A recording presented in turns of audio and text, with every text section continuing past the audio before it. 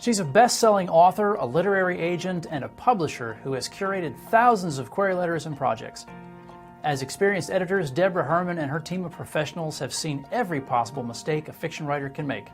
In fact, she's identified 7 mistakes that make all the difference between a compelling novel and a dud. Deborah, thanks for joining me.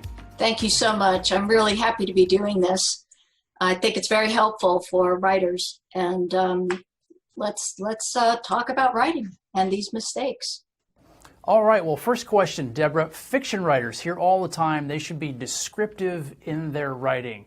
But you say giving too many details is actually one of the biggest mistakes they can make. So how do they get it right? How do they strike the balance? They need to understand that anything you put in a novel needs to belong there for a purpose. Anything you put in needs to move your story along. Sometimes because people want to be flowery, they want to be impressive, they are trying too hard and they're putting in details that ultimately are extraneous. It's very difficult for a writer to be objective about what it is that they're keeping in and what it is they're leaving out. But one of the ways to think about it is if you have a detail of someone eating lunch, for example. I see people trying to recreate reality by these little details with linear time, like, well, we went out to lunch and this is what this one had, this one had. And it's this sense, and it's very typical, but it's a sense that we're creating reality by exactly showing what these people are doing.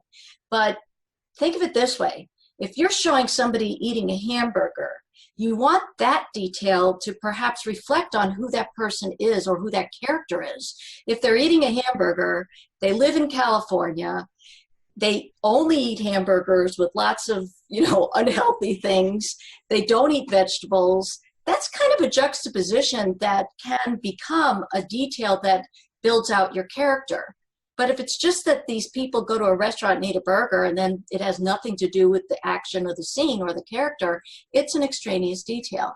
And that's a challenge that even experienced writers face and often do not get it right. People think more is better, and it's not. So that's why we look very carefully to see what kinds of details should be included and should be left out. That's one of the first things we look at. If writers want to know more about the rest of the 7 mistakes and whether or not they're making them, what should they do?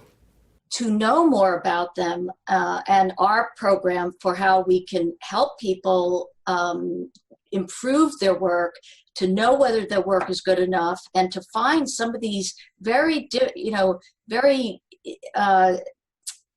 difficult to determine mistakes in your own writing, you want professional eyeballs on your work. And so what you can do is you can go to assessmybook.com. We've created a program for you where we can tell you what is it that is keeping you stuck.